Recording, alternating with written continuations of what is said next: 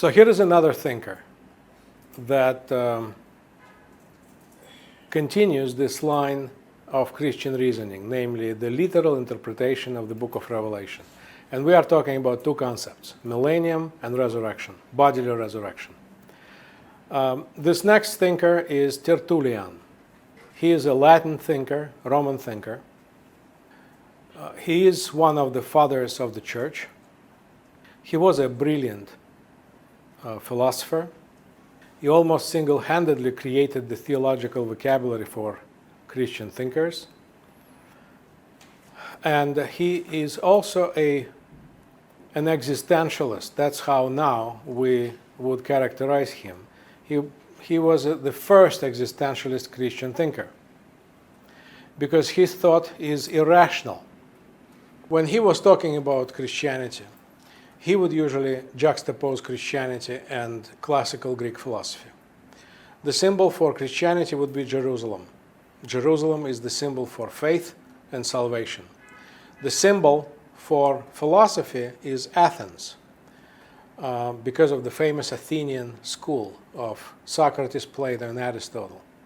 So when comparing and contrasting reason with faith, he would say that faith is always higher than reason because faith comes from God, and God is the source of our knowledge. God knows better than we do.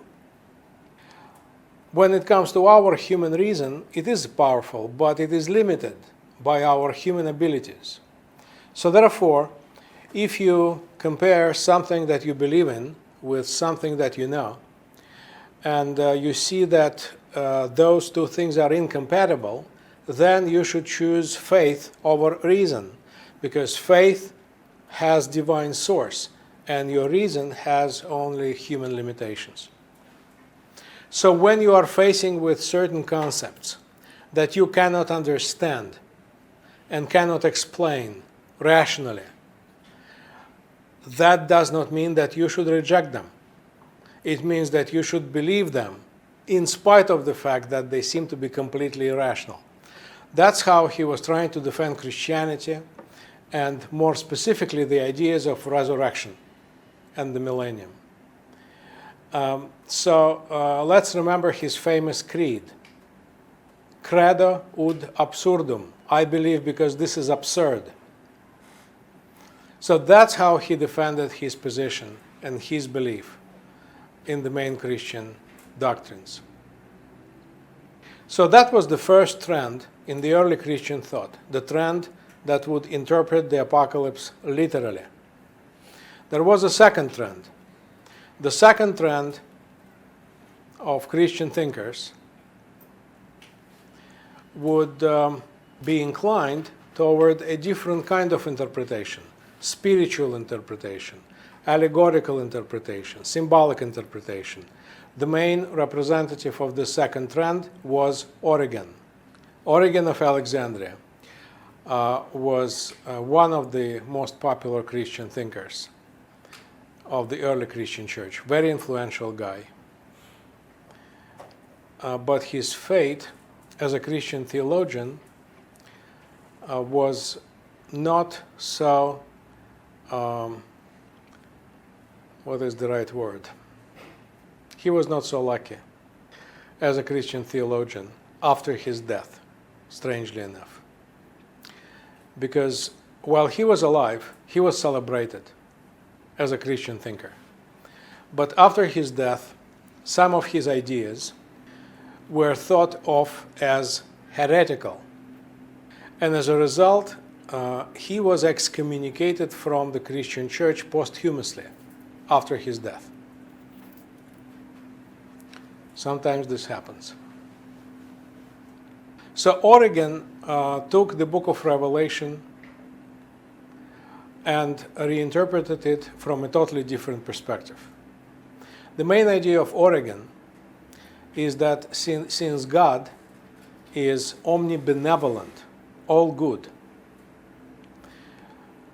therefore, human history is moving toward greater and greater happiness. Origen did not believe in eternal hell. He believed in salvation for everybody. The Greek term that he used for universal salvation is apokatastasis. It is on the board. As I said, he did not believe in eternal hell because he thought that the idea of eternal hell is incompatible with omnibenevolent God. If God is all good, then why would he create an eternal hell?